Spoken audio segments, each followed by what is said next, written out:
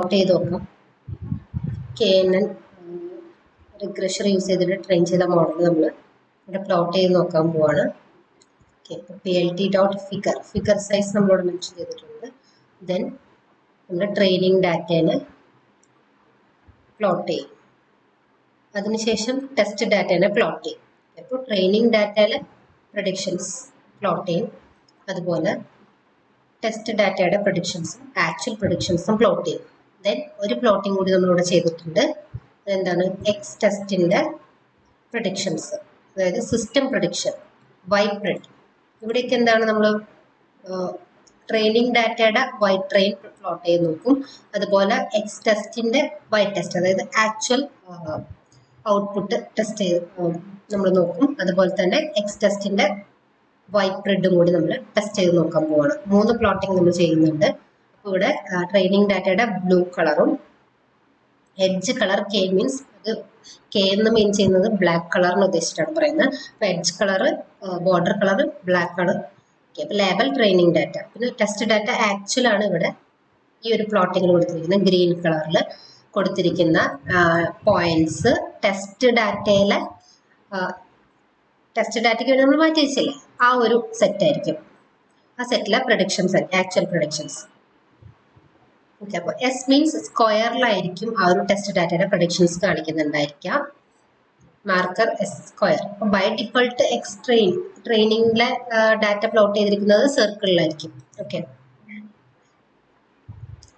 ഇനി നമുക്ക് predicted values, X ടെസ്റ്റിലെ പ്രെഡിക്റ്റഡ് വാല്യൂസ് നമുക്ക് റെഡ് കളറിൽ മാർക്കർ നമ്മളുണ്ടോ, ഇതാണ് കൊടുത്തിരിക്കുന്നത്. അപ്പോൾ ഈ ഒരു മാർക്കർ ആയിരിക്കും നമുക്കിവിടെ പ്രഡിക്ഷനിൽ ബൈ പ്രഡിക്ഷനിൽ കിട്ടുന്നുണ്ടായിരിക്കും. അതായത് സിസ്റ്റം പ്രഡിക്റ്റ് ചെയ്ത് നമുക്ക് കളർ റെഡ് കൊടുക്കാം. Okay, test data predicted. ഇത്രയും കാര്യങ്ങൾ നമ്മൾ ഗ്രാഫിൽ പ്ലോട്ട് ചെയ്യും. ദെൻ ടൈറ്റിൽ കാണാൻ ടൈറ്റിൽ എന്ന ഫംഗ്ഷൻ യൂസ് ചെയ്യും. ദെൻ എക്സ് ലാബിൽ കൊടുക്കാൻ വേണ്ടിയിട്ട് ടൈപ്പ് ചെയ്ത് കൊടുക്കാൻ അവേഴ്സ് ഓഫ് സ്റ്റഡി എന്ന ആ ഒരു മെസ്സേജ് എക്സ് ലാബിൽ കൊടുക്കും. വൈ ലാബിൽ സ്കോർ എന്ന് പ്രിന്റ് ചെയ്യാൻ കൊടുക്കും.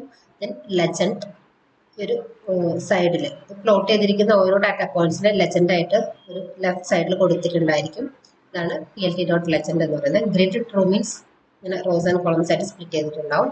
ദെൻ PLT.show എന്ന് പറഞ്ഞ് നമ്മൾ റൺ ചെയ്യുമ്പോൾ നമുക്ക് ഇങ്ങനെ ഒരു ഗ്രാഫ് കിട്ടും. ഇത് ടൈറ്റിലാണ്. ഇത് ഗ്രിഡ്, ഇത് ലെജൻഡ്, ഇത് ഇങ്ങനെ സ്പ്ലിറ്റ് ചെയ്തിരിക്കുന്നത് ഗ്രിഡ്. ദെൻ ഇവിടെ ബൈ ലേബിലെ സ്കോറും അവേഴ്സ് ഓഫ് സ്റ്റഡി. അപ്പോൾ ഇതാണ് നമ്മുടെ ട്രെയിനിങ് ഡാറ്റയിലെ പ്രഡിക്ഷൻസ്.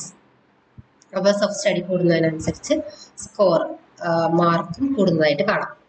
ഓക്കെ, അപ്പോൾ ഇവിടെ ഈ ഗ്രീൻ കളറിൽ കാണുന്ന സ്ക്വയർ ആണ് ടെസ്റ്റ് ഡാറ്റയിലെ ആക്ച്വൽ പ്രഡിക്ഷൻസ്. അപ്പോൾ ടെസ്റ്റ് ഡാറ്റ നമ്മൾ 20% മാറ്റി വെച്ചു അല്ലേ.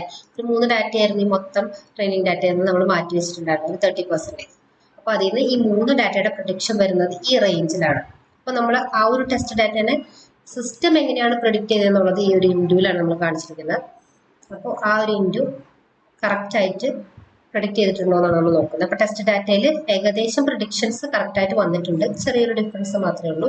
ഈ ഒരു പ്രഡിക്ഷൻ ഇവിടെയാണ് പ്രഡിക്റ്റ് ചെയ്തിരിക്കുന്നത്, ഇവിടെ തന്നെ പ്രഡിക്റ്റ് ചെയ്തിട്ടുണ്ട്. ഏകദേശം ചെറിയൊരു എററോട് കൂടി തന്നെ പ്രഡിക്റ്റ് ചെയ്തിട്ടുണ്ട്. ഓക്കെ, അപ്പോൾ ഇതിൻ്റെ ഒരു ആവറേജ് ഡിഫറൻസ് ആയിരിക്കും നമുക്ക് ഇവിടെ സ്ക്വയർ അബ്സല്യൂട്ട് എററായിട്ട് കിട്ടുന്നുണ്ടായിരിക്കാം. ഓക്കെ, ഈ 3 വാല്യൂവിൻ്റെയും ആവറേജ് എററാണ് അബ്സല്യൂട്ട് എററായിട്ട് നമുക്ക് കിട്ടുന്നുണ്ടായിരിക്കാം. ഓക്കെ.